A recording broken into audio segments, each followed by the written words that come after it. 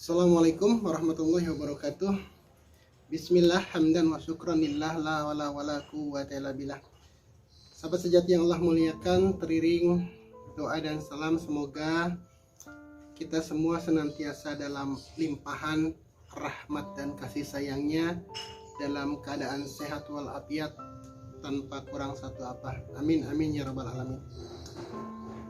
Pagi ini saya terinspirasi sebuah quote yang tadi secara tidak sengaja saya temukan dari Brian Tracy, seorang motivator dan penulis yang cukup populer.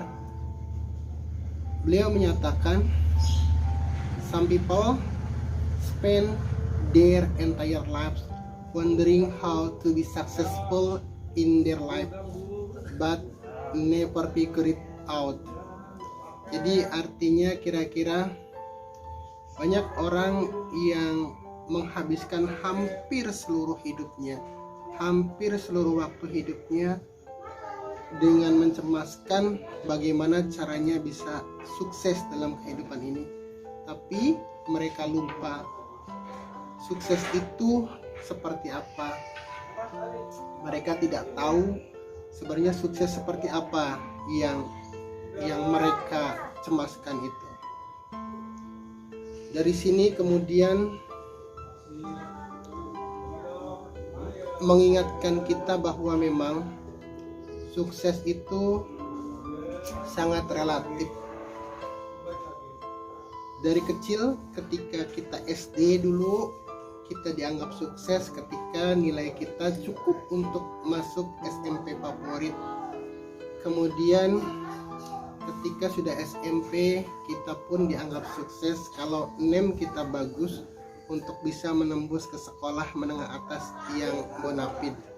Kemudian kita berpacu lagi dan menyatakan bahwa sukses itu ketika kemudian kita bisa masuk ke perguruan tinggi yang favorit juga. Pun ketika kita sudah lulus dari perguruan tinggi, kita masih belum dianggap sukses karena kita belum mendapat pekerjaan. Setelah mendapat pekerjaan pun kita masih belum sukses karena kita belum mendapatkan posisi dan gaji yang sesuai dengan ijazah kita. Setelah mendapatkan pekerjaan, gajinya mapan, sukses itu pun masih semu karena kemudian kita beranggapan bahwa sukses itu setelah kita berkeluarga. Kemudian setelah berkeluarga, kita pun ada tantangan lain, ada tuntutan lain untuk sukses, yaitu menjadikan dan mengantar anak kita untuk menjadi orang-orang yang sukses juga di kemudian hari. Jadi terus berakumulasi hingga akhirnya kemudian kita tidak pernah benar-benar sampai pada kesuksesan itu yang membuat sebagian orang kemudian cemas, mencemaskan sukses sementara kita tidak pernah tahu kesuksesan seperti apa yang sebenarnya kita tuju. Sukses itu seperti pelangi. Kalau kita melihat pelangi, akan selalu di posisi orang lain, akan selalu berada di atas orang lain. Tidak pernah, hampir tidak pernah, atau bahkan selama ini saya tidak pernah berdiri tepat di bawah pelangi. Saya selalu melihat pelangi itu ada di sana, ada di posisi orang lain. Dan seperti itulah sukses. Kita yang bekerja sebagai karyawan melihat enak orang yang punya perusahaan sukses karena punya perusahaan, sementara si pengusaha sendiri menyatakan lebih enak jadi karyawan, tidak pusing mikirin gaji karyawan, tidak pusing mikirin order, tidak pusing kemudian dengan persaingan bisnis dan lain-lain. Kemudian seorang pegawai negeri memandang orang yang bekerja di swasta itu lebih enak, lebih sukses karena gajinya lebih besar. Orang yang bekerja di swasta sendiri berpikir pegawai negeri itu enak karena dia punya dana pensiun dan lain sebagainya. Akan seperti itu terus sukses sementara kita belum tahu sukses itu seperti apa. Jadi sukses akan selalu seperti itu sampai kemudian kita menemukan bahwa sukses yang hakiki adalah secara hakiki sukses itu ketika kelak kita bisa kembali kepada Allah, bisa rojiun kepada Allah dengan husnul khotimah. Di akhiran yang baik. Tentu untuk bisa sampai kepada Allah kelak kita pulang, kelak kita kembali, maka kita harus tahu dari sekarang siapa dan apa yang hendak kita tuju nanti. Jangan sampai kemudian kita masih terjebak pada kesuksesan materi tadi, kita tidak tahu batas sukses itu seperti apa. Sekarang ketika kita bilang kita mau agar kita berkehendak, kita berkeinginan untuk bisa roji'an kepada Allah dengan baik, kita pun harus mengenali Allah dari sekarang. Jangan sampai kemudian kita di akhir kelak kita tidak tahu Allah itu. Jadi kita masih tersesat dalam tanda kutip. Kita tidak tahu. Kita selalu bilang kembali kepada Allah, kembali kepada Allah. Sementara kita tidak pernah mau mengenali Allah dari sekarang. Mungkin kita bisa belajar dari hal-hal yang sederhana agar kita bisa mengenali Allah, minimal dari af'alnya. Asmanya tentu kita sudah sedikit banyaknya hafal, Asmaul Husna, bahkan anak-anak kecil sudah hafal. Tapi semakin kita beranjak, semakin kita dewasa, semakin ilmu dan paham kita bertambah, kita kemudian mulai harus belajar bagaimana mengenali Allah, mengenali af'al Allah yang semikian nyata di hadapan kita. Contoh kecil, di pagi hari ini kita sering melafadzkan ya Rojak, ya Rojak, ya Rojak, Allah yang maha memberi rezeki. Bagaimana kemudian kita bisa melihat Allah itu pemberi rezeki? Lihat sepanjang jalan di depan rumah kita atau gang kita, itu bertebaran penjual sarapan pagi. Caranya Allah memberi rezeki kepada mereka yang menjajakan makanan atau sarapan pagi dengan membuat perut kita lapar. Hampir setiap pagi ketika bangun pagi kita merasakan perut kita lapar, perut kita keroncongan, yang akhirnya kemudian membawa kita untuk membeli sarapan. Itu cara Allah untuk memberikan rezeki kepada orang-orang yang menjajakan sarapan. Bayangkan kalau 6 miliar manusia di muka bumi ini di pagi hari itu merasakan lapar, berapa rezeki yang Allah tebarkan hanya di pagi hari. Hanya di pagi hari antara mungkin jam 6 sampai jam 10 atau jam 8. Itu udah terlihat nyata sekali bagaimana Allah menebarkan rezeki kepada seluruh makhluknya. Ada yang beli bubur, ada yang beli soto dan lain sebagainya. Semuanya itu af'al Allah sangat nyata di situ. Kemudian dari situ berlanjut, ada kucing yang perlu juga mendapatkan rezeki dari Allah. Caranya, kadang kita kekenyangan, makanan kita tidak habis, kemudian diberikan ke kucing. Kucing pun makan, diberikan rezeki sama Allah. Dan masih banyak lagi. Pagi ini pun mulai dari tukang gorengan, tukang sayuran, tukang bubur, tukang soto, kemudian tukang susu, itu sangat nyata Allah tebarkan rezeki tanpa pilih kasih, tanpa pandang bulu, semuanya diberikan rezeki. Itu cara sederhana kita untuk bisa mengenali af'al Allah yang sedemikian dekat sebenarnya kepada kita.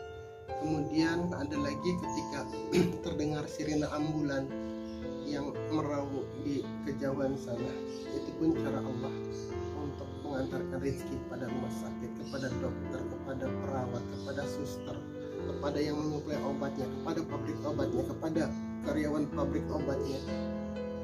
Itu cara Allah menebarkan rezeki kepada kita.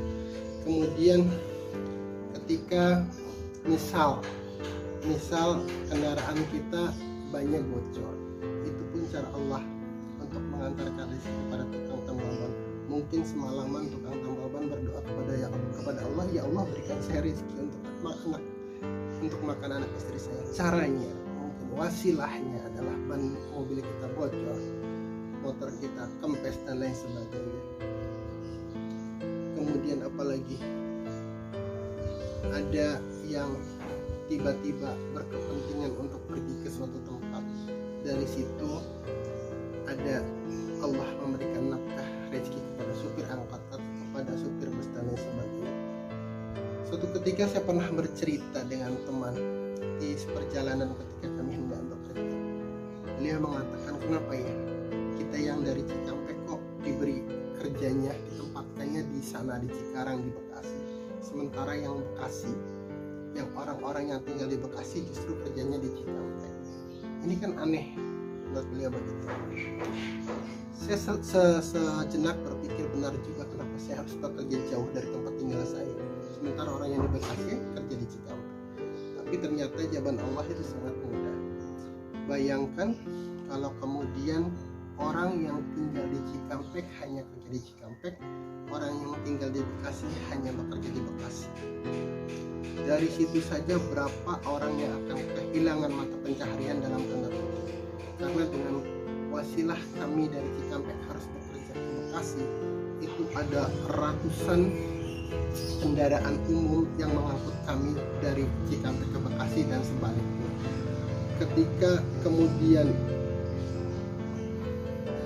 angkutan umum itu jalan, artinya situ ada driver yang diberi nafkah oleh Allah, ada jasa marga yang mendapatkan rezeki dari Allah dengan tolnya, ada tukang bensin, ada pom bensin yang mendapatkan wasilah rezeki dari transportasi yang kami lakukan.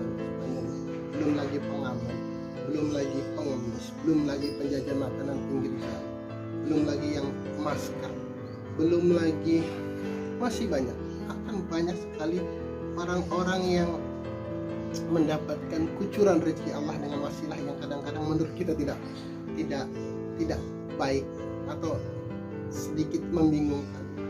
Kemudian saya juga pernah ditanya, kenapa Allah menciptakan nyamuk? Padahal nyamuk itu hanya bikin kesal, hanya bikin jengkel, bahkan membuat penyakit. Tapi ternyata dengan wasilah nyamuk Allah menebarkan rezeki sedemikian banyak. Mulai dari pabrik obat anti nyamuk, karyawan pabrik obat anti nyamuk yang mensuplai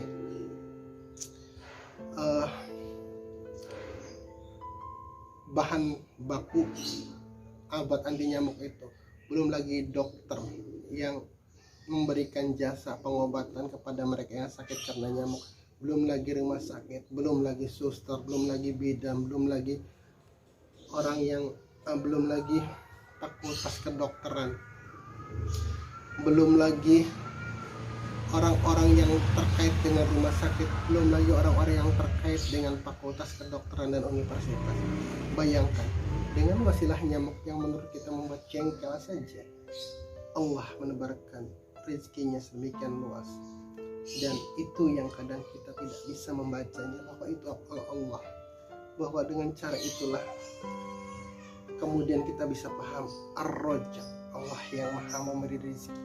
Jadi dengan tafakur seperti itu, insya Allah kita tidak akan ragu lagi bahwa rezeki kita memang sudah dijamin oleh Allah. Tidak ada satupun makhluk yang melata di muka bumi ini kecuali rezekinya dijamin sama Allah. Caranya seperti itu, dan itu yang harus kita kenali, bahwa di situ Allah, sehingga kemudian kelak ketika kita kembali, kita tidak lagi sasab, kita tidak lagi tersesat, Allah itu yang mana. Jadi semoga tafakur yang sederhana ini bisa mengantar kita untuk lebih mengenali Allah. Dialah yang memberi rezeki kita selama ini, dialah yang kemudian menafkahi kita selama ini. Belum lagi rezeki yang bentuknya imaterial, yang tidak terlihat. Bagaimana cahaya matahari yang selama ini kita nikmati, bagaimana kemudian oksigen yang kita hirup untuk bernapas, bagaimana kemudian bumi yang kita pijak, bagaimana kemudian air yang kita minum, bagaimana kemudian Allah menumbuhkan tanaman, padi, buah-buahan untuk kita konsumsi. Kalau kemudian kita masih bingung, masih belum bisa melihat betapa Allah sangat nyata apanya, itu tidak lain karena kita tidak mau melihatnya. Bukan karena Allah itu tersembunyi, Allah itu nyata, dohir dan batin, tapi karena kitanya tidak mau melihat. Hati kitanya yang tertutup. Begitu kita membuka hati kita, insya Allah akan nampak nyata Allah kebesarannya yang luar biasa. Semoga kita diberikan kemudahan hidayah oleh Allah agar kita bisa benar-benar melihat Allah yang nyata, afalnya, ilmunya, kebesarannya.